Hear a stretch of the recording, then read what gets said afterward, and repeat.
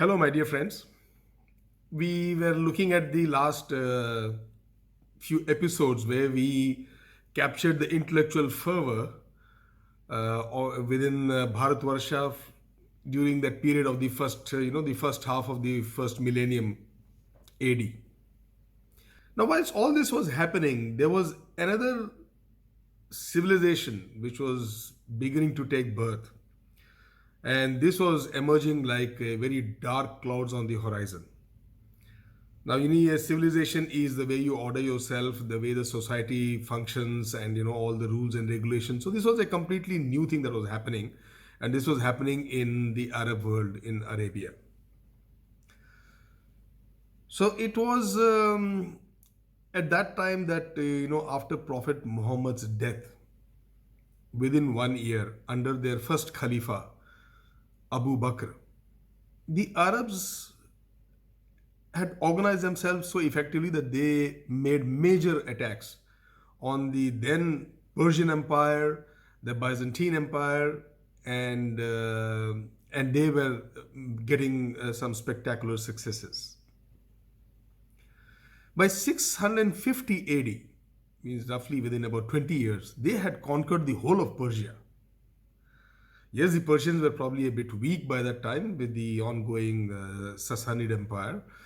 But all said and done, they had some spectacular successes, and within 10 years, they had taken over the entire Persia. And though the first Caliph Abu Bakr, he died within 2 years, and he was succeeded by Umar.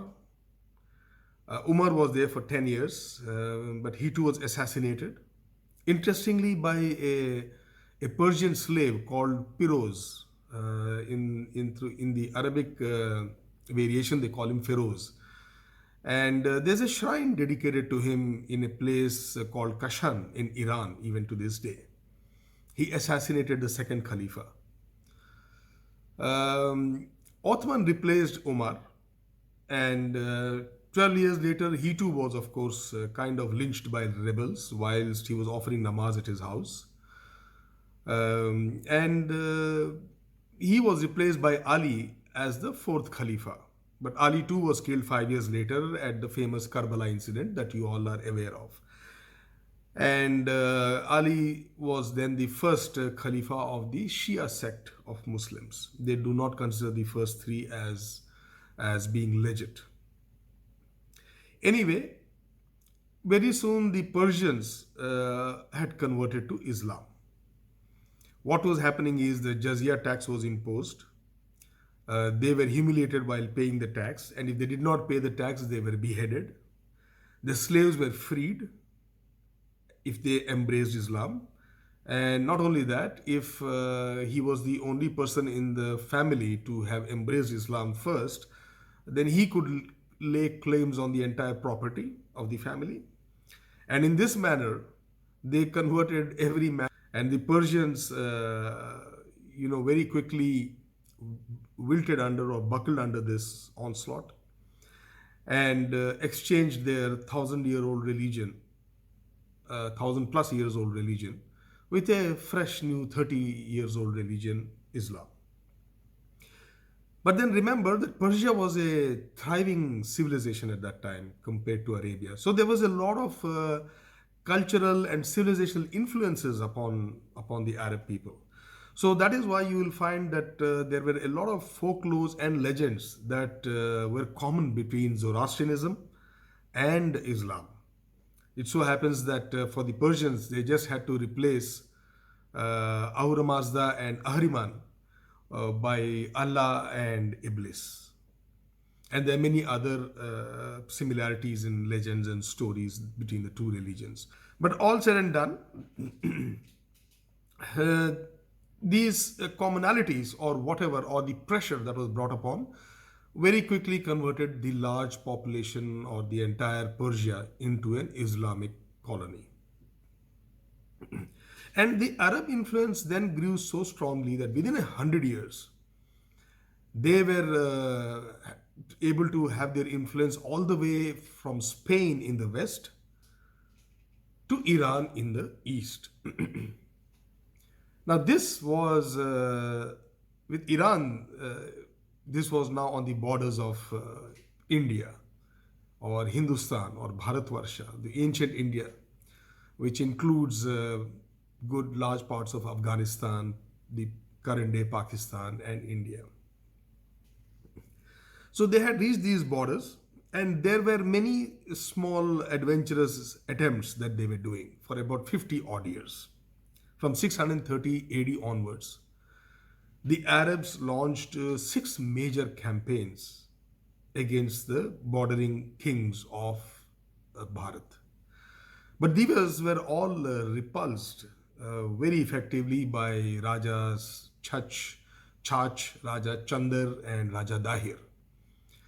And they were very effectively repulsed, and sometimes even if they lost, they once again regained the territories, and the Islamic forces were not getting an effective foothold. Until finally in 712 AD, finally when Mir Qasim, he arrived along the coast of Makran, and he attacked Sindh, and in that battle, very valiantly fought by Raja Dahir, the Dahir was killed.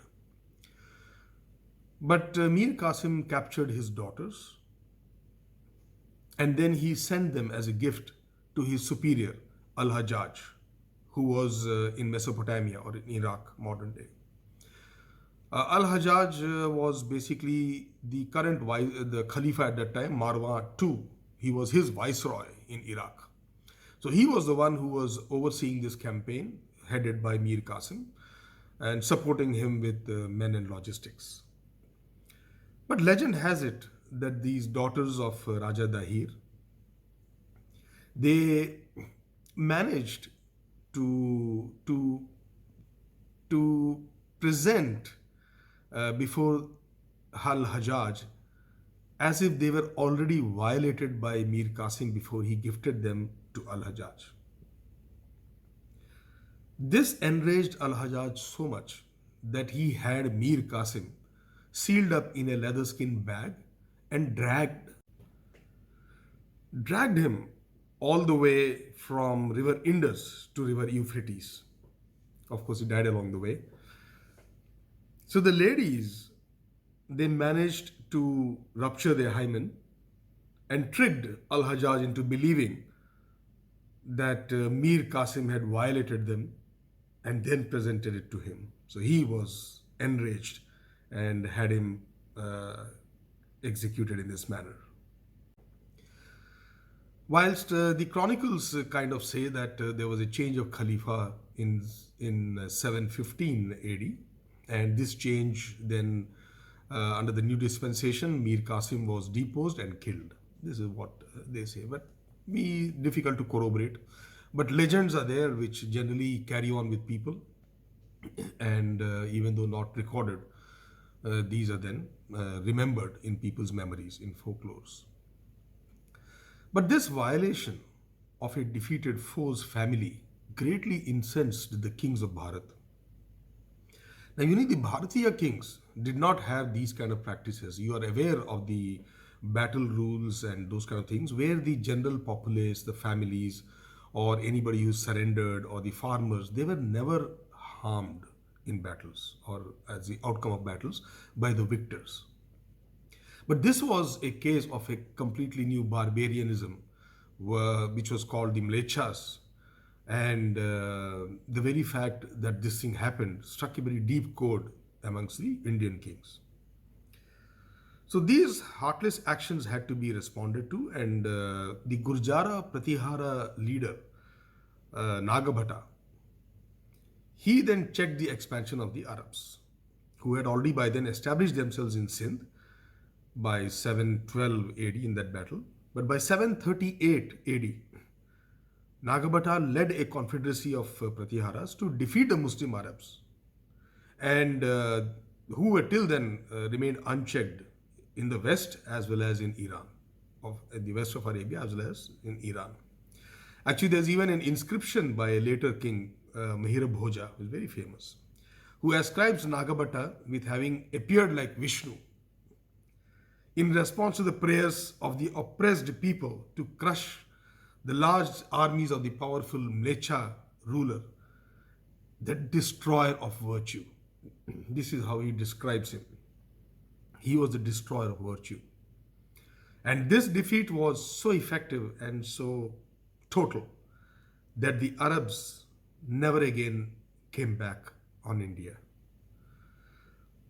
The Arabs were always wary of the Indian power. Now imagine we need to transport ourselves to those times. India is something like we reckon the United States of America today. So it was quite a powerful nation and obviously then known for its military prowess too. And the fear of its warriors and their military capabilities uh, always scared the Arabs. Like, for instance, even when they had some minor victories in the initial campaigns, the Khalifas never gave them permission to go deeper because they were always scared that they'll be annihilated. And that is what happened here, actually. Finally, when the Indian kings did retaliate, they were so badly annihilated that they never again returned to the Indian soil.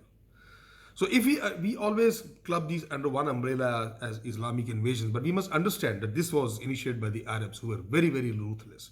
The way they converted the whole of Persia within a short span, and would have almost done so even up to Spain had it not been for the Spanish Inquisition much later, which then got rid of those influences and re-established the Christian heritage back in those civilizations. The Arabs would have held sway, and but then they met more than their match in India, almost like Alexander, who was also stopped in his tracks by the bordering kingdoms of India.